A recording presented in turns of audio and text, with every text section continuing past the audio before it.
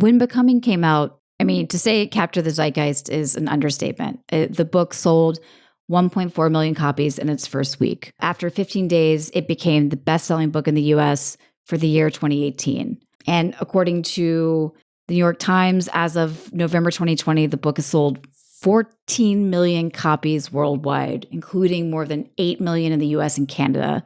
The brand is strong with Michelle Obama. The Becoming brand is strong, but I also think it just speaks to when things are that universal, someone has tapped into a vein of honesty and vulnerability. And I think that that is the magic of Michelle Obama. Hello, everyone. Welcome to the Bookwise podcast, brought to you by bookclub.com, a home for readers and authors alike. I'm Britt Brewer, happy to be hosting the inaugural episode of Dr. Books. What is Dr. Books, you might ask? I'm asking myself the same question. Dr. Books is what I'm known to as colleagues and book patients, AKA my friends that I spam with recommendations of books. But all joking aside, a lot of times for my job, but also in life, people will say, hey, you read a lot. Here's the kind of book I'm looking for. And I will say, let me think about that. And then I will come back and I'll give them recommendations. So this is sort of a more formalized version of that. If you got a book problem, Dr. Books will solve it. We are hearing from young woman who goes by desperately seeking an inspirational read. Hi, Dr. Books. This is my first time reaching out, but I got your number from a friend who says you're the go-to book recommender if I don't want to get lost in the algorithm. I've been pretty deep into fiction recently, which I love, but I have overdosed a bit on the beautiful, carefully rendered, very MFA prose. And I just want to get back to some good old-fashioned inspirational memoir type listens that are more like, comfort food that you can take with you on a hike or maybe a long road trip that I have coming up. Anyway, I'm looking for something in the vein of other memoirs that I've loved were Educated, Green Lights was great, Born a Crime I really enjoyed, On the Other Side of Freedom, really good. I want substance, but I don't want it to feel too serious of a homework assignment. Anyway, that's what I got, and that's what I'm looking for. I hope you can help, Dr. Books. Yours truly, desperately seeking an inspirational read. You just heard from her. She has some guidelines for what she's looking for. And as a licensed professional recommender, I'm here to give her my expert opinion on what her next read should be. And I don't take this job or position lightly. So, desperately seeking an inspirational read, I think I know what the doctor has ordered.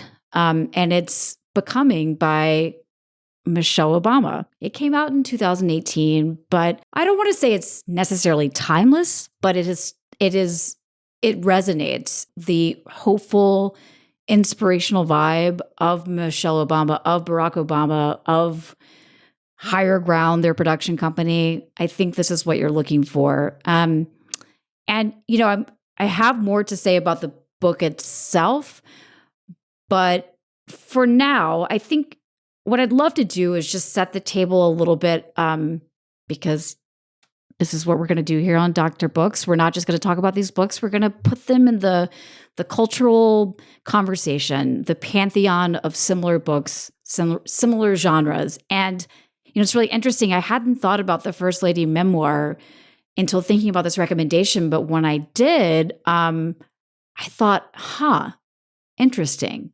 Because the reason why this book is really special is, she's Michelle Obama. She's amazing. As a public figure goes, she's pretty much Teflon, to me at least, and to many people.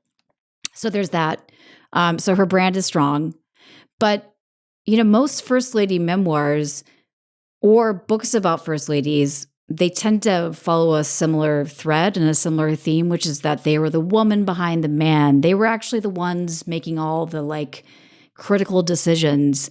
And it's this exploration of the dutiful wife who stood behind her husband, but behind closed doors, she was telling him what to do. And most of those are, some really interesting and well-written and well-researched biographies.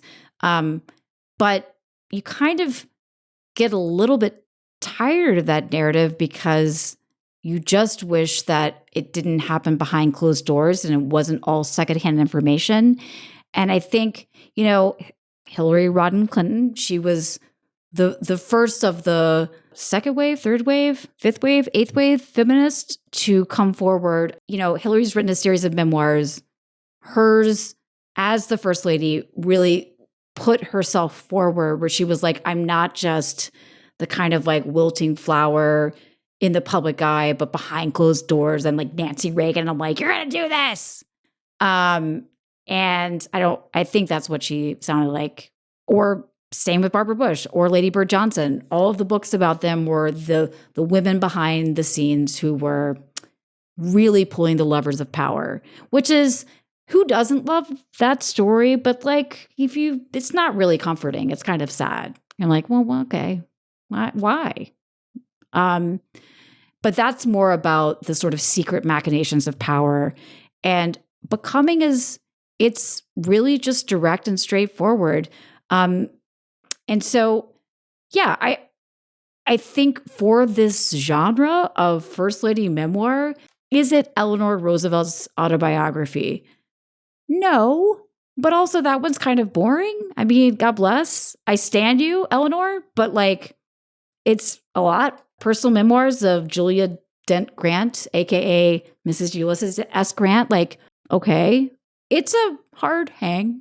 It's you're not going to read it in one sitting. And Becoming, like, I think I read Becoming in one sitting or two, but you don't have to sort of like, oh God, I forgot where I was. Oh, it's 1866. It's like for most of us, you live through it, you remember it. And it's more about having Michelle's personality shine through, having these sort of like nuggets of wisdom, having her vulnerability shine through. Like, that's the thing. It's more of an emotional experience than it is of like how does this link to this historical event? So of the First Lady memoirs or biographies, I'm not going to say it's my favorite, but if you're going for a certain feeling, which I think is what you're going for, this one really hits. I will put a slight plug in for the matriarch about Barbara Bush. It's a little bit fawning because it's from the politics editor from USA Today, historically communist progressive rag. But it's also pretty well written. But back to Becoming. I don't want to give away too much about the book because I want you to read it. But I would say we don't even meet Barack until 100 pages in. So for me, the first 100 pages, which is about her growing up on the south side of Chicago, it's so compelling, so vulnerable. You get such a sense of her emotions and what it felt like to be her growing up. And that's actually pretty hard to convey. And I think it's why this book has resonated with so many people. It's broken up into 3 sections. The first is Becoming Me, and then Becoming Us is about her marriage, which, there was a movie about it. It's been very well documented, but they're very different people. She's an extrovert. He's more of an intellectual introvert. I mean, she's very intellectual, but she is self-proclaimed like more extroverted, and he's sort of more into himself, which is interesting that he became the president of the most powerful country on the planet. But and then Becoming More focuses on her time as a first lady. So, and there's no sort of like hard structure. Like, it's kind of, I don't want to say it's loose, but there's more time spent on certain aspects of her life than others. But I would say the first 100 pages are just, the other 2 are good, but I would say the most compelling part of it is the first 100. That's all I'll say. And the other thing is, if you are looking for just some nuggets of wisdom, just some aphorisms to live by, that aren't like live, laugh, love, that are actually more thoughtful, this book is chock full of them. And I'm just going to give you a teaser because we have Michelle reading her audiobook, and this was very poignant and I think gets to the heart of what a lot of the messaging in this book is about. So drum roll, please. Without further ado, First Lady Michelle Obama. When I was a kid, my aspirations were simple. I wanted a dog.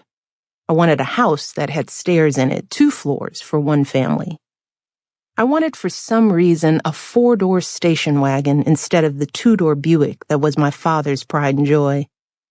I used to tell people that when I grew up, I wanted to be a pediatrician. Why? Because I loved being around little kids, and I quickly learned that it was a pleasing answer for adults to hear. Oh, a doctor. What a good choice. In those days, I wore pigtails and bossed my older brother around and managed always and no matter what to get A's at school. I was ambitious, though I didn't know exactly what I was shooting for. Now I think it's one of the most useless questions an adult can ask a child. What do you want to be when you grow up? As if growing up is finite. As if at some point you become something, and that's the end.